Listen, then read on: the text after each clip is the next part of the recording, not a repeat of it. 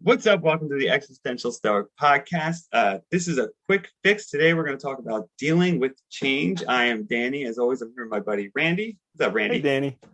Yeah, Same so this is time. Nice. yeah, that's good, right? Yeah. So this is a short, quick fix. These are short, less than 10-minute episodes where we pick a self-help topic and we give you like really 3 tips each or 6 tips total to help you, hopefully deal with it. And today's dealing with change. Why should we deal with change? Do you think?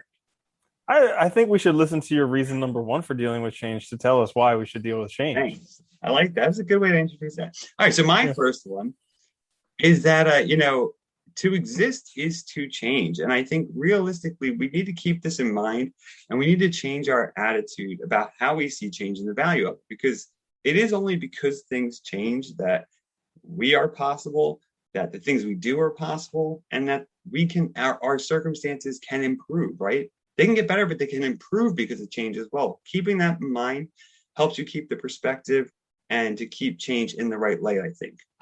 Yeah, it's a great point because, everybody wants to win the lottery, but that's change. Yeah, It's just like it is. everybody wants these good changes. They don't want bad changes. And really, even the good changes, if we had them nonstop, it would be unsustainable. Like I remember learning that in Tantra, how like even pleasure, if you have that too much, you can't sustain it. And that's why people Yeah, orgasm. And yeah, so like, yeah, they just can't sustain it. And so it's an important point that like change is part of life. Where our body is different than it was before, but even breathing, something that is necessary for life, that's change 100%. So understanding that that's part of life is super important. Great way to start, Danny. awesome. Thank you. Thanks for the positive feedback. I love Yeah. Yeah. that. So dealing with change. So my first one with dealing with change was to regularly push yourself outside your comfort zone. This way, when you actually have to change, like when there's that situation in life where, maybe you have to do something you didn't want to do, or maybe things didn't work out and it's not a good change, you'll be more accustomed to being uncomfortable, that it'll be easier on you. It's kind of like exercising. Like if you Yeah. constantly are lifting really heavy weights, when you have to lift a heavy weight, it's not going to be as bad because you're somewhat accustomed to it. Actually, I love that one. And I really like that you mentioned like getting accustomed to the discomfort too, because change can be uncomfortable. But really, you're right. If you keep practicing it, you know what to expect, you know that you can get through it, and you have those past experiences to rely on. That's an awesome one. I really like that. It goes nicely with my second one too, which is one thing I think is really important is hobbies. I've mentioned them before, but I think in this context too, they're really important. Having hobbies, fun things you can do is a great way to also get used to changes, because it gives you a chance to learn, develop skills, deal with problems and obstacles with the low pressure and low stakes. And so you get better at navigating how to work through changes rather than just being afraid of them or whatever. Yeah. Yeah, having hobbies is so important. And I'm kind of like, I'm guilty of sometimes not doing that because I'm so focused on pushing more and more and more. Like recently I've been really, really wanting to just get an old PlayStation 4 so I could play Destiny on it. But I'm like, no, because then if I do that, that'll be that many less hours a day that I can actually push forward in doing these things I want to do. But I mean, I think it's yeah, go I ahead. think that hobbies are very important, and it's like a very necessary thing that you mentioned there, having hobbies. Yeah, I think too. I think you qualify some of the things you do too as hobby-ish or in that ballpark. And sometimes hobbies do become serious too, though. I don't think there's anything wrong with that. It makes sense, right? It's a way to introduce yourself to something. Yeah. Yeah, yeah. So my second one is priorities.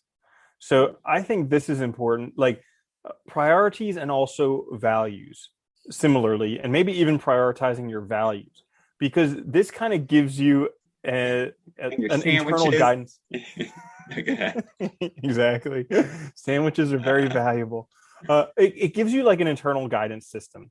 So you don't consciously have to think about it, because change is going to throw you outside of your comfort zone. It's going to throw you out of your schedule. It's going to mess all types of stuff up. But if you know deep inside yourself what your priorities are and what your values are, it'll let you align wherever you are with achieving those. Whereas if you didn't have those as clearly defined, then you have a big change. All of a sudden, everything's different, and you completely forget any work towards those that you were doing. I really like that one too. And you know, it goes really well with my last one. So I'm going to talk about that too in conjunction because I think my last one I was thinking of Aristotle and cultivating character because Aristotle said, the virtuous person is better equipped to deal with changes, to deal with the shifting world because essentially they know who they are and they have a stable character over time. And that works really well with what you're saying too, right? When we know ourselves, when we cultivate ourselves, it's even when the world changes, we're the same, right? So we don't have to worry about that. We know how to respond. We know what we need to look at. We know what we value. We know what is important to us. And it makes it a lot easier to deal with those changes, right? And to also take advantage of them, which is important as well. Yeah. Yeah. Yeah, that's a great one. Knowing thyself. And my last one is knowing deep down that you can handle anything. So like this is something that I regularly repeat to myself. It's that, anything that comes my way, I can handle it. First, because I've done that my whole entire life. So I know from proof that I can do it. But second, just I know that like whatever comes up, I'll find a way. I will handle it. I will take it on because there's no other option. So it's like it's life, right? Yeah. But it's also great during those difficult times because like, I liken it to if you've ever been like out swimming in an undertow, like you feel like you're completely powerless. And sometimes with difficult change, it feels that way. It feels like you're not in control, you're completely powerless. But that thought that I can handle it no matter what gives me that space that I need to where I don't need to struggle anymore to swim. I can just remember that, oh, if I swim parallel to the shore, I'll be okay. So start doing that until I'm out of the rip current and then I can swim in. So it's kind of like that same type of thing.